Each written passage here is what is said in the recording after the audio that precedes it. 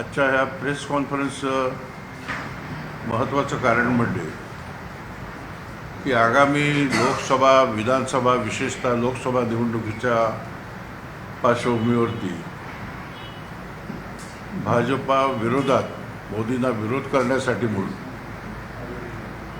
जी देशभरामध्ये मोठ बांधली गेलेली आहे त्याचं नामकरण इंडिया ठेवलेलं आहे.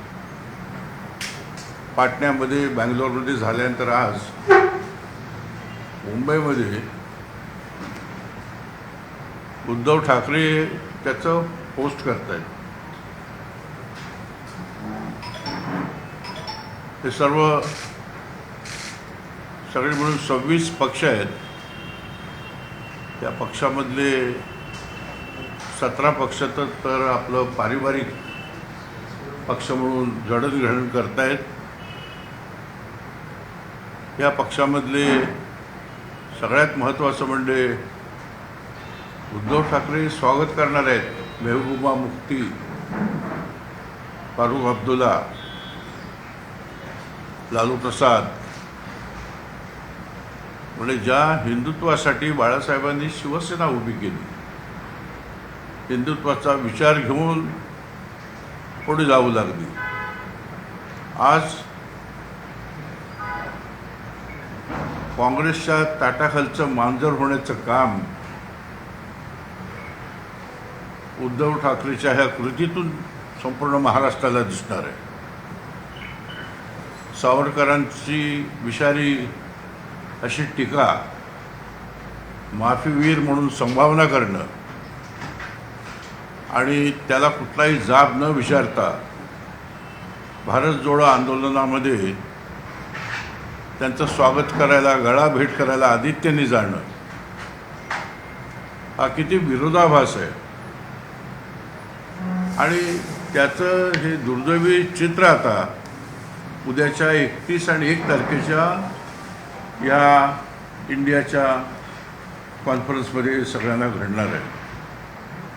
राष्ट्रीय नेते येतील 31ला, त्यांचं जागा वाटप ठरवतील. जागा वाटप करताना सुद्धा अडचणी त्यांच्या कुठल्या आहेत त्याचे त्यांनाच माहिती आहेत.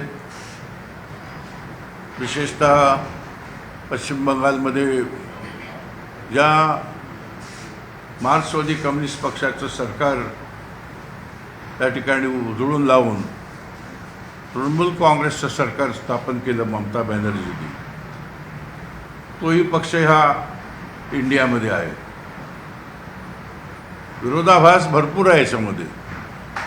आणि महाराष्ट्राच्या दृष्टीने, मुंबईच्या दृष्टीने होणाऱ्या ह्या कॉन्फरन्सच्या बाबतीत सगळ्यात महाराष्ट्राच्या जनतेला दुःखदायक असं चित्र पाहायला मिळणार ते म्हणजे उद्धव ठाकरे या सगळ्या हिंदुत्ववादी विरोधी भूमिका घेणाऱ्या, कारसेवकांवरती गोळी घालणाऱ्या समाजवादी पक्षाच्या नेत्यांना, राम मंदिरची जी रथयात्रा होती ती अडवाणी साहेबांची अडून त्यांना जेलमध्ये टाकणाऱ्या लालू प्रसाद अशा वृत्तीच्या लोकांना या ठिकाणी स्वागत करणार. आणि राहुल गांधी दिशाहीन, नेतृत्वहीन असे व्यक्तिमत्व, उद्दाम व्यक्तिमत्व, त्याला पंतप्रधान बनवण्यासाठी उद्धव ठाकरे त्या ठिकाणी पायघडा टाकणार आहेत. आणि त्याचा निषेध करण्यासाठी या ठिकाणी आम्ही इथे पाचारण केलेलं आहे. माझे सहकारी आणि ज्या वेळेला हा उठाव झाला त्या उठावाच्या वेळेला सुस्पष्ट परिस्थिती गौहत्ती असेल, सुरतची असेल, गोव्यामधून देशाच्या जनतेला ज्यांनी दिलं, व्यवस्थित माहिती देत होते ते मंत्री दीपक केसरकर यांना मी विनंती करतो त्यांनी ह्या संदर्भात काही गोष्टी आपल्यासमोर मांडाव्यात आणि नंतर आपण विचारलेल्या प्रश्नांना आम्ही त्या ठिकाणी आमच्या भूमिका आपल्यासमोर व्यक्त करतो. ज्या मुंबईमध्ये आज हे सर्व पक्ष एकत्र येत आहेत ती मुंबई बाळासाहेबांची मुंबई म्हणून ओळखली जाते. ज्या ठिकाणी सेल्युलर जेलमधून स्वातंत्र्यवीर सावरकरांची पाटी काढली गेली, त्याला मणिशंकर अय्यरांची काय स्थिती बाळासाहेबांनी केलेली होती हे महाराष्ट्राची जनता विसरू शकत नाही. मुंबईमध्ये मणिशंकर अय्यर येऊ शकले नाहीत, ही वस्तुस्थिती होती. ते बाळासाहेबांचे जाज्वल्य विचार आज जर उद्धवसाहेब पायदळी तुडवत असतील तर एका गोष्टीचं त्यांनी उत्तर दिलं पाहिजे की जर त्यांना 5 वर्षाचं मुख्यमंत्रीपद दिलं होतं तर भाजपमध्ये जाण्याची त्यांची तयारी, म्हणजे भाजपबरोबर युती पुन्हा एकदा पुनर्स्थापित करायची त्यांची तयारी होती, हे या लोकांनीसुद्धा समजून घेतलं पाहिजे. आणि मग ज्या वेळेला आदरणीय पवारसाहेब त्या ठिकाणी सांगतात आणि भाजपच्या विरोधात बोलतात, त्यावेळेला 2014 साली ज्यावेळेला स्पष्ट बहुमत कुठल्याही पक्षाला मिळालं नाही, त्यावेळेला निर्विवाद पाठिंबा हा शरद पवार साहेबांनीच भाजपला दिलेला होता. इतिहास एवढ्यासाठीच काढायला लागतो की इतिहास लोक पटकन विसरतात. आणि म्हणून आज आलेले नेते बाळासाहेबांच्या समाधीवर जाऊन त्यांना वंदन करणार आहेत का? आज स्वातंत्र्यवीर सावरकरांच्या झालेल्या अपमानाबद्दल जाब विचारला जाणार आहे का? आणि मग होस्टची भूमिका जी लोक घेत आहेत त्यांना ह्यासुद्धा गोष्टीचा विसर पडलेला आहे की बाळासाहेबांनी सांगितलेलं होतं की एक वेळ मी माझा पक्ष विसर्जित करेन परंतु काँग्रेसबरोबर कधीही जाणार नाही.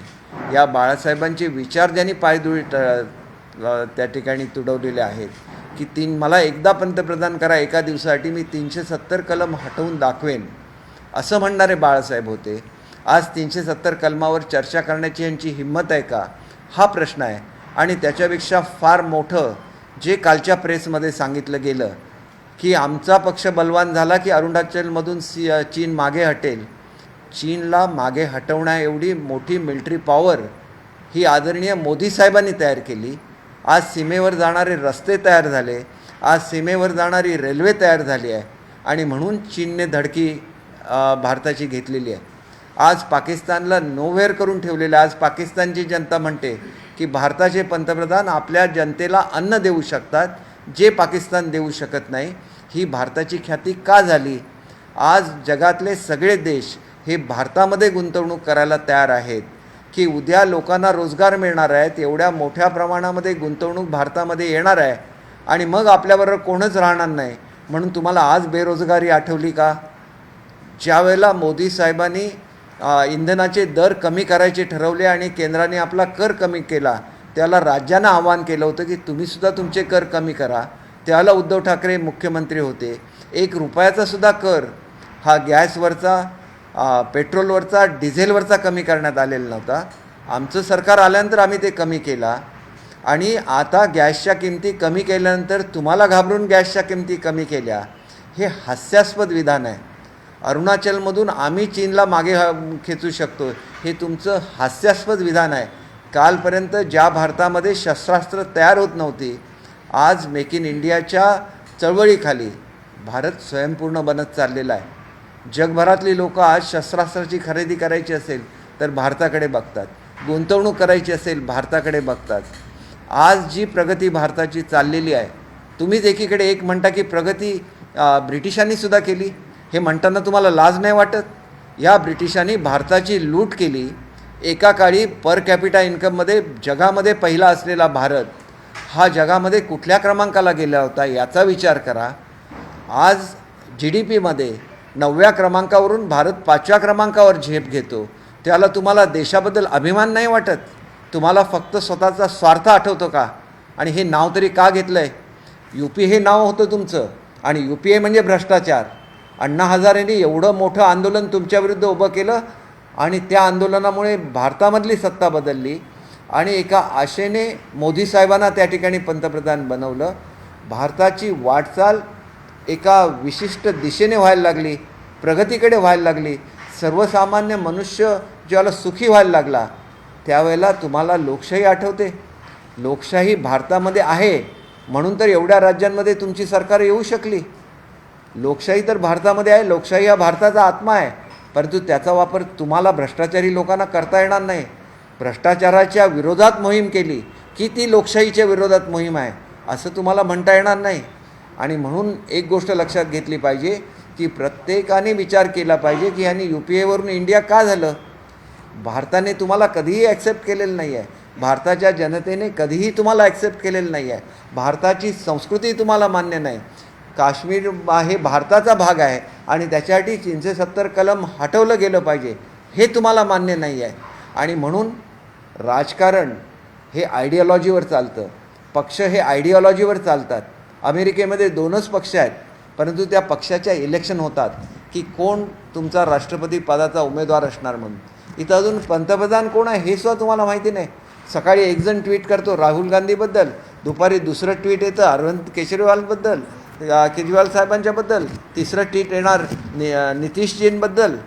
कालपर्यंत हीच लोक महाराष्ट्राचा द्वेष करत होते. महाराष्ट्रामध्ये काही घडलं तर बाळासाहेबांच्या विरुद्ध हेच लोक बोलत होते.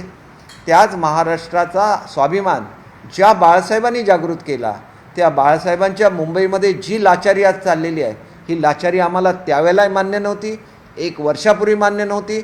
आणि म्हणून बाळासाहेबांच्या विचारावर पुन्हा एकदा महाराष्ट्राचं सरकार बनलेलं आहे. जे जे मुद्दे येतील त्याला उत्तर द्यायला आमचे 3ही पक्ष त्या ठिकाणी सक्षम आहेत. परंतु लाचारी महाराष्ट्राला मान्य आहे का, हा आमचा सवाल आहे. आणि म्हणून तुम्ही ज्यांना होस्ट केलेलं आहे आणि तुम्ही ज्यांच्या नावाने आज बोलताय तेच मुळात भाजपमध्ये युती करायला तयार होते की नाही याची तुम्ही खात्री करून घ्या. बिनशर्त पाठिंबा हा पवारसाहेबांनी दिला होता की नाही याची खात्री करून घ्या, कारण ते उघड सत्य आहे. अजितदादांना त्यांनी ज्यावेळेला या ठिकाणी उपमुख्यमंत्री पदाची शपथ घेतली त्यावेळेला त्यांनी सुद्धा सांगितलेलं की पवारसाहेबांनी आम्हाला पाठवलं, आम्हाला कोणावर टीका करायची नाही आहे. परंतु ज्या पद्धतीने काँग्रेसने भ्रष्टाचार केला आणि त्याच्यामुळे UPA नाव हे बदनाम झालं, म्हणून केवळ नाव बदललेलं आहे. आतली लोकं तीच आहेत आणि त्यांनी आपल्या राज्यामध्ये काय करावं, जनतेसाठी काम करावं, ते काम करण्याऐवजी आज भारताची चाललेली प्रगती थांबली तरी चालेल, परंतु मोदी साहेबांसारखा सक्षम नेता नको अशी भूमिका घेऊन जर कोणी काम करणार असेल तर ते भारताला मान्य नाही. किती प्रगती गेल्या 9 वर्षामध्ये झालेलं आहे हे भारताच्या जनतेने स्वतः बघितलेलं आहे. आणि केवळ भारताच्या जनतेने नाही तर जगभरातल्या जनतेने बघितलेलं आहे. म्हणून चायनामधली इन्व्हेस्टमेंट थांबवून जगभरातली लोक ज्यावेळेला भारतामध्ये येऊ इच्छितात आणि तरुण मुलांना नोकऱ्यांच्या संध्या लाभतात त्यावेळेला त्यांच्या आड येण्याचा कुठलाही अधिकार तुम्हाला नाही. आणि म्हणून आम्ही महाराष्ट्राची संस्कृती मानतो. कुठल्याही आलेल्या नेत्याबद्दल आम्ही काही वाईट बोलणार नाही. परंतु ज्या पद्धतीने कालची प्रेस कॉन्फरन्स घेतली गेली ही संपूर्णपणे दिशाभूल आहे. केवळ स्वतःचा स्वार्थ त्या ठिकाणी शाबूत ठेवण्यासाठी ही सगळी धडपड महाराष्ट्रामध्ये चाललेली आहे. यांची महाराष्ट्राची जनता ह्याला फसणार नाही. आणि मी जे आज सांगितलेलं आहे ही वस्तुस्थिती आहे की UPA भ्रष्टाचारी होती आणि म्हणून भारताच्या जनतेने त्याला लाथाडलेलं होतं आणि म्हणून तुम्ही तुमचं नाव बदलून इंडिया केलेलं आहे. पण इंडियाच्या प्रत्येक नावामागे एक टिंब आहे आणि ते टिंब तुमच्यातली दुही दर्शवतं. ते कधीही भारताचं प्रतिनिधित्व होऊ शकत नाही आणि त्याला भारताचं कधीही नाव घेण्याचा अधिकार हा प्रत्येकजण भारताचं स्वाभिमानाने नाव घेऊ शकतो. केवळ पक्षाचं नाव इंडिया ठेवलं आणि त्या युतीचं नाव इंडिया ठेवलं याच्यामध्ये केवळ UPAच्या काळात घडलेला भ्रष्टाचार दडपून पुन्हा एकदा नव्या चेहऱ्यांनी लोकांच्या समोर येण्यासाठी हा केविलवाणी खटपट आहे. एवढंच मी आपल्याला सांगू शकतो. सर, महायुतीच्या वतीनं सुद्धा बैठकांचं सत्र आज आणि उद्या ठेवण्यात आलेलं आहे. इंडियाच्या बैठकीला उत्तर होण्याचं काम काय नेमकं? एक आहे महाराष्ट्र आणि मुंबई म्हणजे मिनी इंडिया आहे. ते भारताचं प्रतिनिधित्व करणारे भारतातला प्रत्येक मनुष्य मुंबई आणि महाराष्ट्रामध्ये राहतो. मग तो पुण्यामध्ये राहत असेल, तो औरंगाबादमध्ये राहत असेल, मुंबईमध्ये राहत असेल. आणि ह्याचं उत्तर महाराष्ट्रच या लोकांना देईल की स्वतःच्या स्वार्थासाठी एकत्र यायचं, स्वतःच्या सत्ता शाबूत ठेवण्यासाठी एकत्र यायचं, देशाच्या हिताचा विचार करायचा नाही, हे महाराष्ट्राला कधीही मान्य नाही. आणि म्हणून काल जे काँग्रेस सांगत होतं की महाराष्ट्र ही क्रांतिकारकांची भूमी आहे, महाराष्ट्र खरोखर क्रांतिकारकांची भूमी आहे. आणि ही सुद्धा जे खोटं एक नाटक चाललेलं होतं की UPAवर इंडियाचा मुखवटा लावायचा, हे नाटकसुद्धा महाराष्ट्रच हाणून पाडेल आणि महाराष्ट्र हे देशाच्या जनतेसमोर आणून दाखवेल याची मी आपल्याला खात्री देतो. म्हणून आमच्या मीटिंग आहे. मीटिंगमध्ये आमची चर्चा होईल उत्तर देताना आम्ही तिन्ही पक्ष एकत्र बसू आणि एक ठोस असं उत्तर देऊ की जे खऱ्या अर्थाने उत्तर या एकत्र जाणणे. आणि ह्या प्रयोग पूर्वीसुद्धा भारतामध्ये झालेला आहे. 17 महिने चालू शकलं नाही ते सरकार. कसल्या गोष्टी करता तुम्ही सरकार चालवण्याचं? विचारधारा एकत्र नसेल तर सरकारच चालवता येत नाही. आपला देश प्रगतीपासून वंचित होतो आणि हे भारताची जनता कधीही मान्य करणार नाही. असं या इंडियाच्या बैठकीमध्ये शरद पवार यांना मोठी जबाबदारी मिळण्याची चर्चा चालू आहे. त्यांना संयोजक पद मिळेल. त्यांना हे पद मिळाल्यानंतर काही परंपरेला वाटतं? एक गोष्ट अशी आहे, मी तुम्हाला आत्ताच सांगितलेलं आहे, 2014मध्ये बिनविरोध पाठिंबा हा भाजपला का दिला? स्थिर सरकार पाहिजे म्हणून दिला ना. आज भारताला सुद्धा स्थिर हे पाहिजे. त्यांनीच आपल्या भूमिकेचा पुनर्विचार केला पाहिजे. एकदा सीटचं वाटप सुरू झाल्यानंतर किती भांडणं याच्यामध्ये होतात हे सुद्धा लोकांच्या समोर येईल. राज्यामध्ये तुम्ही एकत्र इलेक्शन्स लढवणार आहेत का हे सुद्धा त्यांनी जाहीर केलं पाहिजे. राज्यामध्ये एकामेकाच्या उरावर बसणारी लोक ही आज एकत्र एका स्टेजवर बसत आहेत केवळ एका उद्देशामुळे.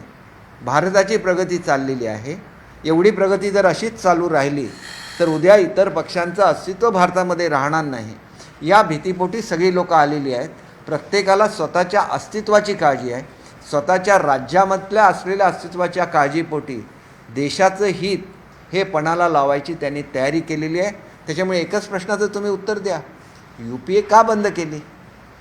UPA हे भ्रष्टाचाराचं प्रतीक आहे आणि त्या भ्रष्टाचाराचं प्रतीक असलेला प्रत्येकजण त्या ठिकाणी लालू प्रसादनं आम्ही नाही टाकलं जेलमध्ये, काँग्रेसने जेलमध्ये टाकलेलं होतं ना. मग ते भ्रष्टाचाराचं प्रतीक नाही आहेत का? UPAतला प्रत्येक नेता हा भ्रष्टाचाराच्या आरोपामध्ये नव्हता का? एवढं मोठं आंदोलन अण्णा हजारेंनी त्यांच्याविरुद्ध का चालवलेलं होतं? आणि आज भ्रष्टाचारांच्या विरोधामध्ये कारवाई करणं म्हणजे लोकशाहीला कुठेतरी मागे ठेवणं असा अर्थ त्याचा होतो का? याचं उत्तर प्रत्येकाने शोधलं पाहिजे. UPA होती. UPA आजसुद्धा तेवढीच भ्रष्ट आहे आणि आजसुद्धा स्वतःचा पंतप्रधान जाहीर करण्याचं सुद्धा ते हिम्मत करू शकत नाहीत. ज्या क्षणी पंतप्रधानाचा चेहरा जाहीर करतील त्या ठिकाणी यांचे तुकडे तुकडे झाल्याशिवाय राहणार नाही. ही आमची भूमिका आहे.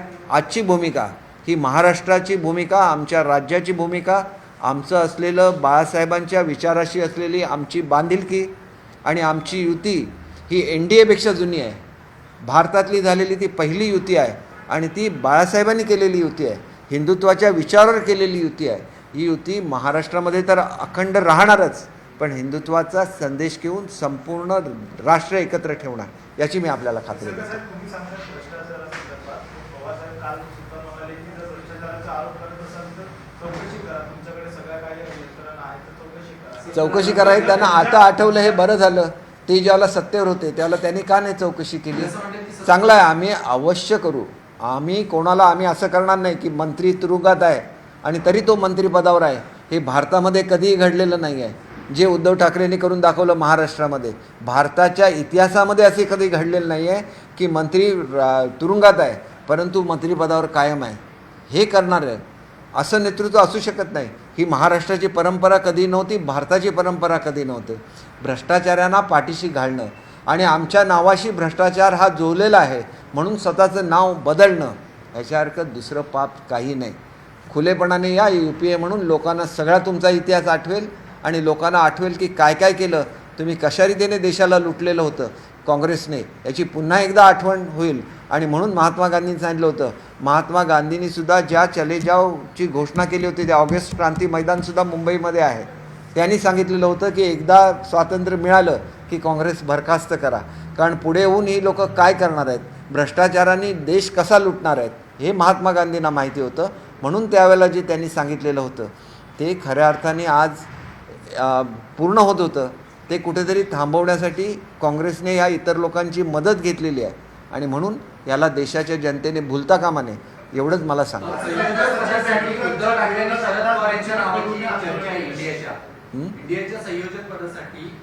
बघा त्यांनी काय करावं हा त्यांचा प्रश्न आहे.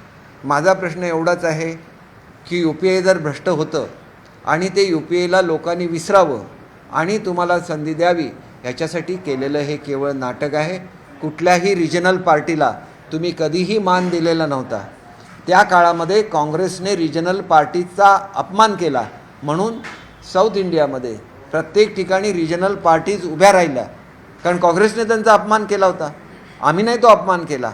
आजसुद्धा तेच काँग्रेसचं तत्त्व आहे, तसंच त्यांना वागायचं आहे.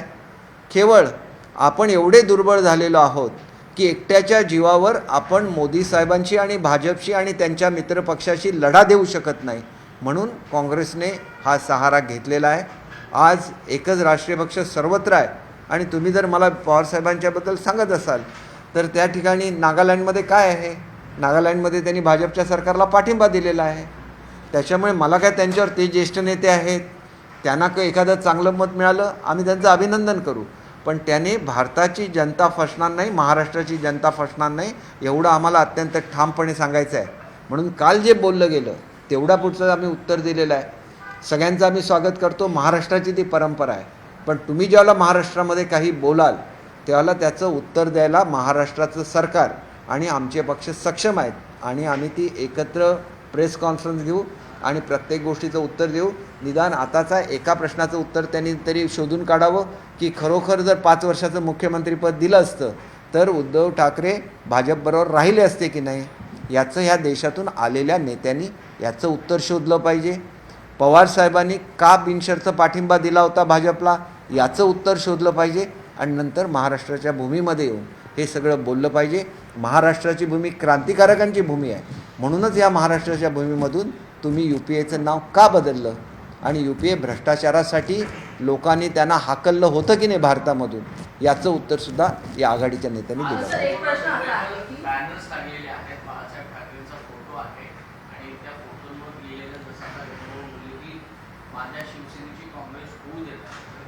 याच्यातून आपण आलेल्या पाहुण्यांना सांगताय की बाळासाहेबांची जी भूमिका होती की आता उद्धव ठाकरेंची भूमिका बदलली, नेमके ह्या बॅनरच्या माध्यमातून काय सांगायचं? बॅनरच्या माध्यमातून खरा संदेश द्यायचा आहे की महाराष्ट्राची जनता ही बाळासाहेबांच्या विचाराबरोबर आहे आणि बाळासाहेबांना काँग्रेस कधीही मान्य नव्हतं. ही जी काय लाचारी चालली आहे ही लाचारी आम्हाला मान्य नाही, महाराष्ट्राच्या जनतेला मान्य नाही, मुंबईच्या जनतेला मान्य नाही. हा संदेश खऱ्या अर्थाने या पोस्टरमधून येतो. पंतप्रधान पदासाठी उमेदवारी अद्याप जाहीर झाली नाही आहे. सध्या अनेक पक्ष एकत्र आले आहेत. भविष्यामध्ये उद्धव ठाकरे यांचं नाव जर पंतप्रधान पदाच्या शर्यतीत आलं तर आपली भूमिका काय राहणार? एक गोष्ट आपण लक्षात घ्या की लाचारी करून पंतप्रधानपद मिळालं असतं तरी ते बाळासाहेबांनी घेतलेलं नसतं. बाळासाहेब म्हणजे तडेजोडपणा, बाळासाहेब म्हणजे जाज्वल्य हिंदुत्व. हिंदुत्वाचं आपण मुख्यमंत्रीपदासाठी मी तुम्हाला सांगितलेलं आहे, मुख्यमंत्रीपद 5 वर्ष मिळू शकलं नाही म्हणून युती तोडायची, युतीबरोबर जायचं, पुन्हा ठरवायचं, ते तोडायचं, मला 5 वर्ष मुख्यमंत्री करा तरच आम्ही युतीमध्ये एकत्र आहोत. ही भूमिका देशाच्या हिताची भूमिका नाही. इथं देशाच्या हिताच्या संदर्भात देशामध्ये कोणी राज्य करावं या संदर्भात ही मीट आहे. आणि त्याच्यामुळे मला निश्चितपणे तुम्हाला सांगायचं आहे की अशी दिशाभूल प्रत्येकजण आपापल्या राज्यामध्ये करणार ना. नितीश कुमार म्हणणार बिहारचा मुख्यमंत्री होणार आहे, महाराष्ट्रामध्ये सांगायचं हे मुख्यमंत्री होणार आहेत, दिल्लीमध्ये अरविंद केजरीवालने सांगायचं ते मुख्यमंत्री होणार आहेत, तिथं स्टॅलिनने सांगायचं ते मुख्यमंत्री होणार आहेत, ममता दिदीने सांगायचं त्या मुख्यमंत्री नाही पंतप्रधान होणार आहेत. किती पंतप्रधान एका देशाला? एका देशाला एक पंतप्रधान लागतो, खंबीर लागतो, देशाचं कल्याण करणारा पंतप्रधान लागतो. आणि ते पंतप्रधान एकच आहेत आणि त्यांचं नाव नरेंद्र मोदी आहे. त्या फाईल्स आता उपमुख्यमंत्री देवेंद्र फडणवीस यांच्या माध्यमातून माझ्याकडे पाठवा असं शिंदे म्हणत आहे. त्याच्यामुळे कुठेतरी महायुतीमध्ये विसंवाद आहे अशा पद्धतीची. महायुतीमध्ये कुठलाही विसंवाद नाही. आज संध्याकाळी आम्ही सर्वजण भेटणार आहोत. त्याच्यानंतर आमची जी प्रेस होईल, आजचा मुद्दा हा महाराष्ट्र आणि महाराष्ट्रामध्ये एकत्र राहिलेले आलेले हे सगळे भारतातले प्रादेशिक नेते यांच्या संदर्भातला आहे. महाराष्ट्राची संस्कृती म्हणून आम्ही त्यांचं स्वागत करतो, परंतु भारताची जनता त्यांना कधीही स्वीकारणार नाही. ज्या वेळेला राष्ट्राच्या राजकारणाचा विषय येतो त्यावेळेला त्यांनी आपापल्या राज्यामध्ये चांगलं काम करावं, त्यांच्या राज्याला त्यांनी न्याय देण्याचा प्रयत्न करावा, तो अधिकार त्यांना आहे. प्रश्न मंत्रालयातल्या 3 पक्षांच्या सरकारचा आहे की दादांचं कशा पद्धतीने कामकाज चालू, त्याच्यामुळे कुठेतरी देवेंद्र फडणवीस आणि मुख्यमंत्री नाराज आहेत आणि त्याच्यामुळे आता दादांना बाजूला करून उपमुख्यमंत्री देवेंद्र फडणवीस यांच्या माध्यमातून फाईल पुढे करण्याचा प्रयत्न. बघा, प्रत्येक ठिकाणी ज्या वेळेला युतीची सरकारं चालतात त्यावेळेला त्यांच्यामध्ये एक फॉर्म्युला ठरलेला असतो. शेवटी मुख्यमंत्री हे राज्याचे प्रमुख असतात. कुठलाही निर्णय घेण्याचा अधिकार हा मुख्यमंत्र्यांना असतो आणि तो अधिकार सर्वच लोक मान्य करत असतात, दादासुद्धा मान्य करत असतात. त्याच्यामुळे मी दादांशी ज्या ज्या वेळेला चर्चा करतो त्यावेळेला ते नेहमी सांगत असतात की हा माझा निर्णय आहे, परंतु उद्या मुख्यमंत्री महोदयांना वाटलं की वेगळा निर्णय घ्यावा तर मुख्यमंत्री म्हणून त्यांना तो अधिकार आहे. शेवटी अनेक वर्ष प्रशासनामध्ये काम केल्यानंतर दादांनासुद्धा या गोष्टीची माहिती आहे आणि त्याच्यामुळे केवळ ज्या लोकांना वाटतं की राज्यामध्ये कुठेतरी असंतोष व्हावा म्हणून हे प्रश्न वेळोवेळी काढले जातात. या प्रश्नामध्ये कुठलंही तथ्य नाही. जी काय सरकारची सिस्टम असते त्याप्रमाणे सरकारचे मुख्य हे मुख्यमंत्री असतात. काही लोक असे मुख्यमंत्री झाले की त्यांच्या काळामध्ये कोणीही थेट सरकार चालवत असे, कुठले कॅबिनेट मंत्री आपापलं डिपार्टमेंट चालवत असे. दादांचंसुद्धा त्यावेळेला पूर्ण हे चालत होतं, कारण त्यावेळेला मुख्यमंत्र्यांना आपले अधिकार वापरण्याचे कसे आहेत ते माहिती नव्हते, प्रशासनाची माहिती नव्हती. त्यांना केवळ मुख्यमंत्र्यांच्या खुर्चीमध्ये इंटरेस्ट होता, कोण हे राज्य चालवतं ह्याच्यामध्ये त्यांना इंटरेस्ट नव्हता. राज्य हे एका दिशेने आणि प्रगतीच्या दिशेने चालायचं असेल तर सर्वांमध्ये कोऑर्डिनेशन राहिलं पाहिजे. ज्या राज्याच्या सिस्टम्स असतात सर्वांनी फॉलो केल्या पाहिजे. ही शिस्त आम्ही सगळेजण मानतो आणि म्हणून त्या शिस्तीप्रमाणे आम्ही महाराष्ट्राला न्याय देऊ, महाराष्ट्र मोठं करू. आज अनेक गुंतवणुका येत असताना मुंबईच्या जनतेची जी दिशाभूल काल उद्धव ठाकरे साहेबांनी करण्याचा प्रयत्न केलेला आहे त्या उद्धवजींच्या स्टेटमेंटचा आम्ही कडाडून विरोध करतो. एक तर असं म्हणायचं की महाराष्ट्रातल्या गुंतवणुका बाहेर चाललेल्या आहेत आणि ज्यावेळेला 1 बिलियनची इकॉनॉमी आपण तयार करायची आणि त्याच्यासाठी केंद्राची मदत घ्यायची म्हटलं तर मग मुंबई फोडण्याचा हा डाव आहे असा विनाकारण कांगावा करायचा. असे कांगावा करून आणि अशा रीतीचं सहानुभूतीचं राजकारण हेच त्यांच्याकडे फक्त शिल्लक आहे. एकीकडे आपणच म्हणायचं की महाराष्ट्रातली गुंतवणूक बाहेर चाललेली आहे आणि महाराष्ट्रामध्ये आणि विशेषतः मुंबईमध्ये गुंतवणूक यावी याच्यासाठी जर केंद्राची मदत केली तरी आपण ओरड करायची. ही ओरड निरर्थक आहे. केवळ लोकांच्या भावना भडकवण्याचा हा प्रकार आहे. त्याला कोणीही बळी पडू नये अशी आमची सगळ्यांना नम्र विनंती. सर, केतकर साहेब, तुम्हाला एक प्रश्न आहे. केतकर साहेब,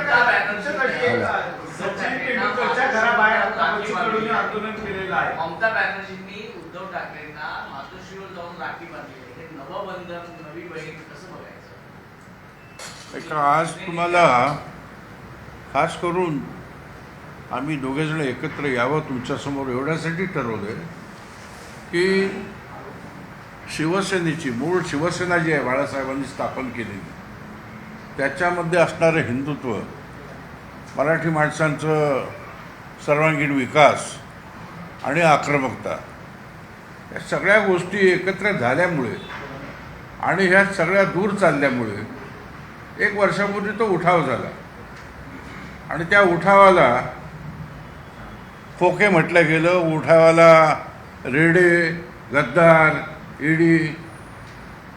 आता हे सिद्ध होतंय या इंडियाच्या उद्धव ठाकरेच्या स्वागताध्यक्षाच्या रूपाने की हे किती खरं आहे.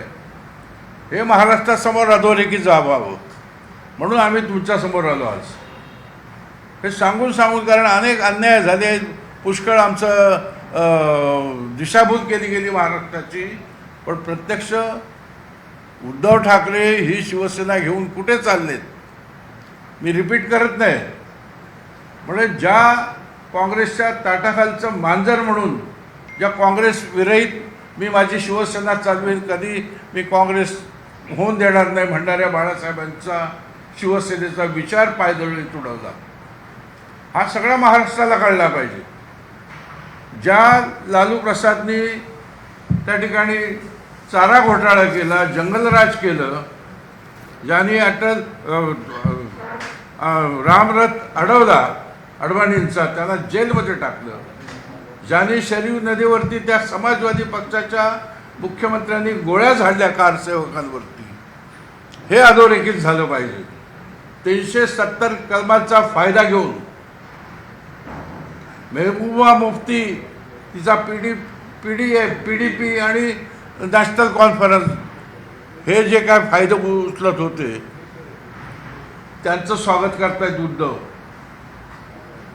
राहुल गांधीला त्या ठिकाणी मुख्यमंत्री करायला जात आहेत उद्धव.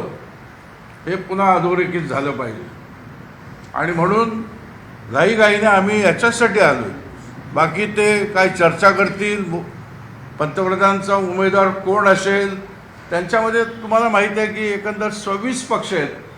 26 पैकी तुम्ही बघा 17 पक्ष तर पारिवारिक पक्ष आहेत, स्वतःच्या पुढच्या पिढीला भविष्यात काहीतरी मिळावं म्हणून तो उद्देश ठेवून एकत्र आलेले आहेत. ते भविष्यात त्यांना शक्य होणार नाही. ह्या सगळ्या गोष्टी येणाऱ्या निवडणुकीत कळेल. परंतु आमची भूमिका शिवसेनेची पुन्हा एकदा आपल्यामार्फत महाराष्ट्राला कळावे म्हणून मी सांगतो आहे की उद्धवचा हा जो स्टँड आहे तो पुन्हा एकदा महाराष्ट्राच्या जनतेसमोर ह्या कृतीतून या ठिकाणी स्पष्ट होतोय. तुम्ही तुमची उद्या बैठक होणार आहे, त्याच्यामध्ये सीट वाटप संदर्भात चर्चा होणार आहे. तुम्ही बोलला होता की लोकसभेच्या 22 जागा तुम्ही लढवणार, पण आता अजित पवारांचा एनसीपी पक्ष सुद्धा तुमच्या सोबत आलेला आहे. तर आता जागा वाटपांची काय आता हे बघा, प्रत्येक ह्याला युतीला एक इतिहास असतो. 19च्या निवडणुकीमध्ये 26 आणि 22 वाटप, 26 आणि 22 वाटपमध्ये एकंदर आले शिवसेना BJPचे 26-28 वाटपातून 41, 7 इतर आले. 7 पैकी 4 शरद पवारांचे आले, राष्ट्रवादीचे. त्यातला एक आता अजित पवारांबरोबर आहे आणि 3 नाही आहेत. आता आमचा हिशेब असा आहे की तुम्ही लढलेत किती, तो हिशेब आम्ही मांडू वाटपाच्या वेळेला. आमच्या वाट्याला किती होते, शिवसेनेच्या 22 होते, ते आम्ही आता मागणार. 22 आमचे होते आणि त्यांचे 26 होते. आता जर पक्ष अजित पवारांचा आलेला आहे आणि त्यांचं लोकसभेमधले विद्यमान 4 आहेत, तर 4 पैकी ते किती लढले होते त्याचा हिशेब करून त्या ठिकाणी वाटप होईल. कीर्तिका साहब, हिंदी में एक बात ब्रीफ कीजिए. सरकार साहब, आपसे भी एक बार समझना चाहेंगे, जिस तरह से कल उद्धव ठाकरे ने भूमिका रखी तो उसको लेकर आप लोगों को क्या मत है, क्योंकि ये अधिकृत शिवसेना होने का दावा आप लोग करते हैं. एक तरफ जो गठबंधन में लोग शामिल हैं, 370 का विरोध करने वाले लोग हैं, वीर सावरकर को गाली देने वाले लोग हैं. अब सर, जैसे कि आपने जिक्र किया कि जब जो रथ यात्रा थी उसको रोकने वाले लोग हैं, लालू यादव, जब कार सेवकों पर गोली चलाने वाले लोग हैं, ऐसे लोगों के साथ में मंच साझा कर रहे हो उद्धव ठाकरे. कौन? उद्धव ठाकरे. हाँ, वही बोला, हिंदी में हिंदी चाहिए. में देखिए कि आप तो मैं जो बोला वो रिपीट किया, मेरे को बोलने की जरूरत नहीं. आप बोलो कि ये हिंदी में कार सेवक को गोली चलाने वाले, 370 कलम का फायदा लेके राज चलाने वाले महबूबा मुफ्ती और फारूक अब्दुल्ला, जिन लोगों ने चारा घोटाला किया, लालू ने जंगल राज चलाया, उसको बढ़ोतरी देने के लिए, सावरकर को जिसने बदनाम किया, बदनाम यानी विखारी टीका की सावरकर के ऊपर महाराष्ट्र में आके, भारत जोड़ो कार्यक्रम के समय में उधर जाके गला भेंट आदित्य ने किया. उसको जा पूछना था. मणिशंकर अय्यर ने सावरकर को सेल्युलर जेल का पार्टी हटाने के बाद बाला साहब ने मणिशंकर अय्यर का निषेध किया, जोड़ो मारो आंदोलन किया शिवाजी पार्क में. ऐसे भूमिका ये शिवसेना की थी, जिस भूमिका ऐसे लोगों को इकट्ठा स्वागत करने के लिए उद्धव ठाकरे होस्ट बन गया इंडिया का. महाराष्ट्र की पुरणपोड़ी और मोदक खिलाएंगे उनको.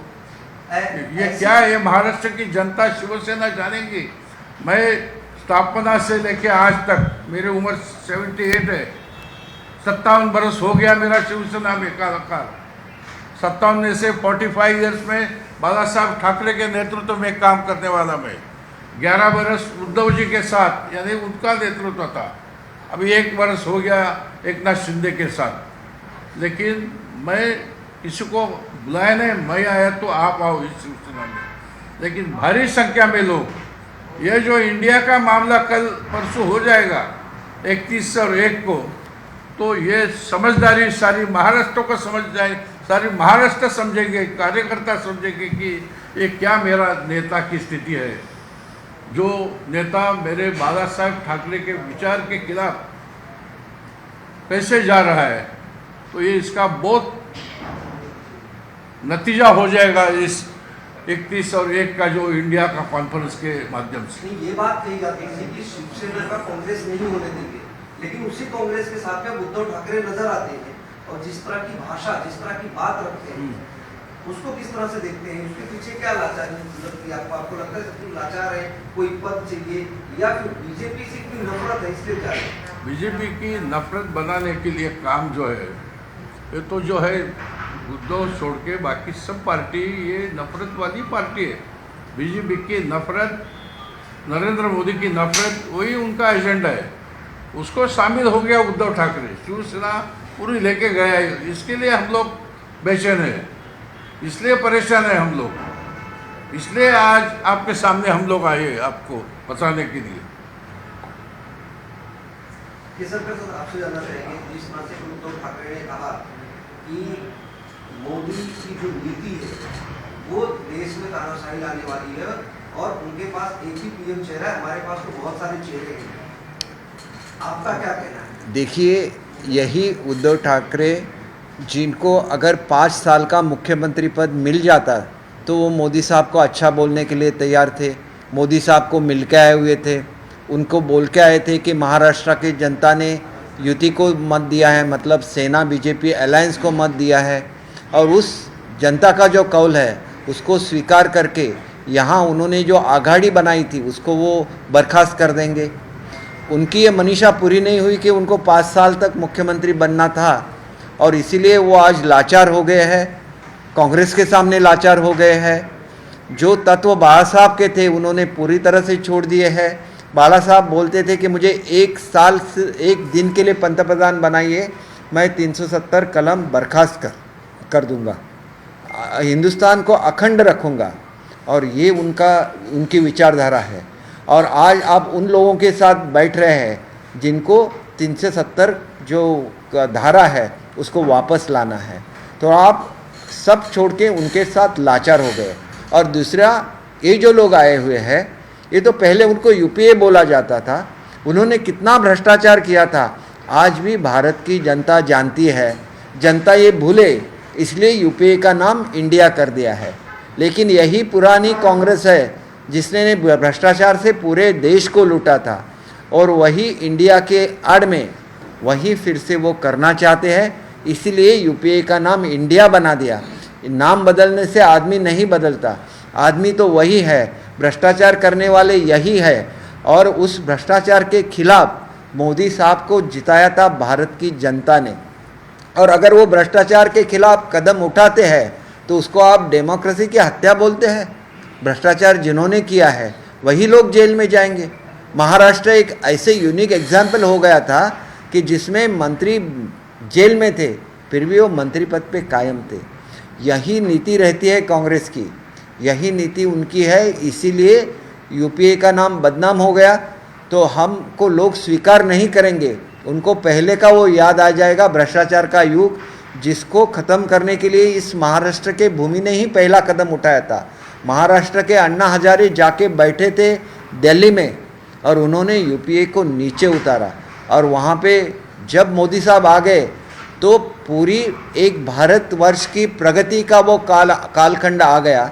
आज ये नेता, कल उनकी प्रेस कॉन्फ्रेंस हो गई, वो बोल रहे हैं कि प्रगति हो रहा है, वो सही है, मतलब वो भी मानते हैं कि प्रगति हो रही है। अगर प्रगति हो रही है, पूरे देश से इन्वेस्टमेंट भारत में आ रही है, किसकी वजह से आ रहे हैं? एक स्टेबल गवर्नमेंट है भारत में, एक नेता ऐसा है जो स्टेबल गवर्नमेंट दे सकता है। इसलिए पूरे विश्व के लोग जब इन्वेस्टमेंट करना चाहते हैं भारत में तो इसका फ़ायदा किसको मिलेगा? युवकों को मिलेगा। आप लोगों की दिशा भूल कर रहे हैं कि ये पहली बार नहीं हुआ कि पेट्रोलियम और पेट्रोलियम प्रोडक्ट के रेट कम हो गए। ये पहले भी मोदी साहब ने किया था और उस वक्त उन्होंने आह्वान किया था कि आप भी रेट कम कीजिए। उस वक्त उद्धव जी मुख्यमंत्री थे महाराष्ट्र के, उन्होंने पेट्रोलियम के रेट्स कम नहीं किए। हमारी जब शिंदे साहब की सरकार आ गई तो उन्होंने वो रेट कम कर दिए। इसलिए गरीबों के बारे में सोचने वाले पंतप्रधान नरेंद्र मोदी है, इसलिए आज पाकिस्तान के लोग भी बोल रहे हैं। इंडिया की तरफ देखिए, आज मोदी साहब 2 रुपये में धान दे रहे हैं हर किसी को, अपने घर पे धान मिल रहा है लोगों को। आज मजबूत भारत बन रहा है, आज मेक इन इंडिया बन गया। आपके वजह से आज अरुणाचल से चाइना वापस नहीं जाएगा, चाइना वापस इसलिए जाएगा कि आज मजबूत भारत उनके साथ सामने खड़ा है, जो सेल्फ रिलायंट है। उन्होंने सब ऐसे नहीं किया कि मेक इन इंडिया की घोषणा की। आज पूरे जो एम्यूनेशंस है इंडिया में बनते हैं। आज चंद्रमा पे इंडिया पहुंच गया है। आज हर जगह पे रास्ते पहुंच रहे हैं। आज हर घर में पानी पहुंच रहा है। प्रगति पूरे भारत की हो रही है। और वो बोल रहे हैं कि अंग्रेज़ों ने भी प्रगति की थी। अंग्रेज़ों ने कभी भी प्रगति नहीं की थी। उन्होंने भारत को लूटा था। भारत की संपत्ति, भारत जब जीडीपी पे वर्ल्ड में नंबर 1 पे था, उसको उन्होंने सबसे नीचे ला के रख दिया। और आप उनकी तारीफ कर रहे हैं और आप बोल रहे हैं कि उनके ज़माने में भी प्रगति हो रही है। यही आपका देशाभिमान है क्या? ये महाराष्ट्र तो क्रांतिकारक भूमि है ही है। इसीलिए मैं बोलता हूँ कि ये जो चेहरा बदला हुआ है वो भी पूरे भारत के सामने हम लोग लाएंगे कि ये पुरानी यूपीए ही है। ये वही कांग्रेस है जो लोगों का अपमान करती थी, जो मुख्यमंत्रियों का अपमान करती थी। इसलिए साउथ इंडिया से कांग्रेस निकल गई, वहाँ पे सब रीजनल पार्टीज आ गई और रीजनल पार्टीज आके ही अब कांग्रेस को मदद करने के बारे में बात कर रही है। तो उनको कांग्रेस का वो रवैया सोचना चाहिए। ये पुरानी वाली यूपीए ही है जिन्होंने भारत को लूटा था। जैसे ब्रिटिश लोगों ने लूटा था भारत को, यूपीए ने भी लूटा था। और इसीलिए इस महाराष्ट्र की भूमि के अन्ना हजारे जाके बैठ गए दिल्ली में और उन्होंने यूपीए की सरकार नीचे खींची थी और एक अच्छा पंतप्रधान यहाँ पे राज करने लगा। और जब अच्छे पंतप्रधान राज करते हैं तो कैसे प्रगति होती है, उसका आज उदाहरण भारत देश है। आज 90 अर्थव्यवस्था से हम लोग 5वें स्थान पे पहुँच गए। कल हम 3रे स्थान पे पहुँच जाएंगे। मिलिट्री पावर में आज हम 3-4 नंबर पे आते हैं पूरे विश्व में। ये हमारा अभिमान है, ये हमारा देश का अभिमान है। और देश का अभिमान कम हो तो भी चलता है, लेकिन हमारा अस्तित्व रहना चाहिए। ये बोलने के लिए ये लोग महाराष्ट्र में आए हैं। महाराष्ट्र सचमुच में क्रांतिकारियों की भूमि है। इसी हम इनको बेनकाब इसी महाराष्ट्र में कर देंगे। हम बुरी बात किसी के लिए नहीं बोलते हैं। आ रहे हैं देश के विभिन्न भागों से नेता आ रहे हैं, हम लोग उनका स्वागत करते हैं, उनका सम्मान करते हैं। लेकिन देश हित के विरोध में आप जाएंगे तो महाराष्ट्र उसको कभी भी सहन नहीं करेगा। और जो लाचारी उद्धव जी कर रहे हैं उसको कभी भी सहन नहीं करेंगे। अगर पवार साहब कुछ बोलते हैं तो पवार साहब के बारे में हमें सम्मान है, लेकिन वो वही पवार साहब है जिन्होंने बोला था कि मैं 2014 में जब किसी की मेजॉरिटी नहीं आई तो मैं आउटसाइड सपोर्ट दूंगा बीजेपी को। आज नागालैंड में भी उनके सपोर्ट से सरकार चल रही है। यही हकीकत है। तो सब लोगों का अपना स्वार्थ है, लेकिन कभी तो अपने देश के बारे में सोचिए, कभी भी अपने देश के प्रगति के बारे में सोचिए। कभी भी ऐसे सोचिए कि बहुत दिनों के बाद ऐसे एक प्राइम मिनिस्टर मिल गए हैं भारत को जिनको पूरी दुनिया रिस्पेक्ट करती है। आज भारत को रिस्पेक्ट मिल रहा है, अपने देश की प्रगति हो रही है, तो इसका तो सम्मान कीजिए। इतना ही मुझे कहना है। सर, एक लास्ट सवाल छोटे से भी जाना चाहेंगे। नाम बदलने से चेहरा नहीं बदला, चरित्र नहीं बदला, आप ये बात कह रहे हैं? बिल्कुल मैं कह रहा हूँ और खुले से बोल रहा हूँ कि यही यूपीए ने नया चेहरा लिया है, वही इंडिया का चेहरा है। अगर रीजनल पार्टीज उसमें शामिल हो जाती है तो उनको ये सोचना चाहिए कि किस तरह की ट्रीटमेंट उनको कांग्रेस ने दी थी। ममता बनर्जी भी कांग्रेस में रह चुकी है, कांग्रेस की नेता थी। किस तरह की ट्रीटमेंट उनको दी गई कांग्रेस की तरफ से, इसके बारे में सोचना चाहिए। आज वो राखी पहना रही है, लेकिन वो राखी तो मोदी जी को भी पहनाती है। वो एक अच्छी चीफ मिनिस्टर है, हम उनकी इज्जत करते हैं। वो उनको भी दीदी ही बोलते हैं। तो मोदी साहब का और उनका इतना अच्छा रिश्ता तो उन्होंने रखा है। प्राइम मिनिस्टर होने के बावजूद हर किसी सीएम के साथ उन्होंने अच्छा रिश्ता रखा है। हर किसी का वो रिस्पेक्ट करते हैं, रीजनल फीलिंग की रिस्पेक्ट करती है। इसलिए पूरी भारत की जनता उनको मानती है। तो इसके बारे में सबने सोचना चाहिए, अपने देश के बारे में सोचना ही। इतना ही मुझे बोलना है।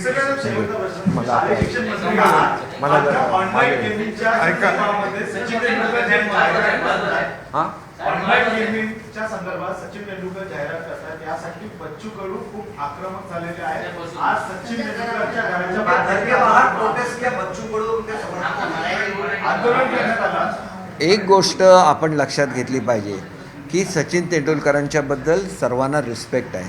त्यांना भारतरत्न हा किताब मिळालेला आहे। ऑनलाईन गेमिंगच्या संदर्भात त्यांनी जाहिरात करावी की न करावी याचा विचार त्यांनी स्वतःहून केला पाहिजे। परंतु त्यांच्या घराच्या कोणाच्याही घराच्या समोर आंदोलन करणं योग्य आहे की नाही याचासुद्धा विचार केला पाहिजे। आपले विचार बच्चू कडू आमचे मित्र आहेत, सहकारी आहेत, परंतु त्याच्याचबरोबर सचिन तेंडुलकरांचं स्वतःचं एक वेगळं असं अस्तित्व आहे, त्यांना मानणारी लोकं आहेत आणि त्यांना भारतरत्न किताब दिलेला आहे. त्यावेळेला त्यांनी कुठल्या जाहिराती कराव्या आणि कुठल्या करू नये याचा विचारसुद्धा त्यांनी करावा आणि त्याच्याबद्दल योग्य ते निर्णय घ्यावे, कारण त्यांच्याकडे एक वेगळ्या तऱ्हेने लोक बघतात आणि त्याच्यामुळे त्यांनी ते पथ्य पाळावं अशी त्यांना विनंतीसुद्धा करता येईल. त्याच्यासाठी आंदोलनासाठी त्यांच्या घराच्या बाहेर जमणं हे कितपत योग्य आहे हे लोकशाहीला धरून नाही. बच्चू कडूंना त्यांनी मानलेला विचार चुकीचा असं बिलकुल नाही, परंतु त्याच्यासाठी जो मार्ग अवलंबलेला आहे ते त्यांना भेटू शकले असते, त्यांच्याशी बोलू शकले असते आणि त्यांच्या दृष्टीने एखाद्या कंपनीची जाहिरात केली काय किंवा नाही केली काय त्यांच्या दृष्टीने फार मोठा फरक पडतो असं मला वाटत नाही. ते जाहिरातींच्या पलीकडे असं त्यांचं एक स्थान हे जनतेच्या हृदयामध्ये आहे, ते कायम ठेवण्याच्या दृष्टीने. आणि विशेषतः आम्ही ज्याला म्हणतो की अशा अपप्रवृत्तींकडे मुलांनी वळू नये, त्याला माझीसुद्धा त्यांना विनंती आहे की ह्या अशा गेमिंगमुळे एक लोक वेगळ्या तऱ्हेने वेगळ्या दिशेने जातात आणि त्याला सचिन तेंडुलकरांसारखा एक चेहरा जो महाराष्ट्राचा चेहरा म्हणून ओळखला जातो, ज्यांच्याबद्दल अत्यंत आदर प्रत्येक घराघरामध्ये आहे, त्यांना एक प्रेमाच्या दृष्टीने बघितलं जातं, तर त्यांनी तेवढं पथ्य पाळावं एवढी विनंती मी सुद्धा त्यांना करेन. ऐका बच्चू कडूचं आहे ना, ये महाराष्ट्र के बारे में इतना ही बच्चू कडू वो कंटिन्यू करेंगे. मेरा एक स्कूल एजुकेशन का प्रोग्राम है और मुझे वो बच्चों को फेलिसिटेट करने के लिए जाना है, तो उनको भी रोक के रखना मेरे लिए ठीक नहीं होगा. नहीं, वो तो हम लोग खत्म करेंगे. देखो देश विदेशातील प्रत्येक घडामोडींचे लाईव्ह अपडेट मिळवण्यासाठी आता साम टीव्हीच्या सर्व सोशल मीडिया प्लॅटफॉर्मला लाईक, फॉलो आणि सबस्क्राईब करा. तसंच सर्व नोटिफिकेशनसाठी बेल आयकॉन प्रेस करायला विसरू नका.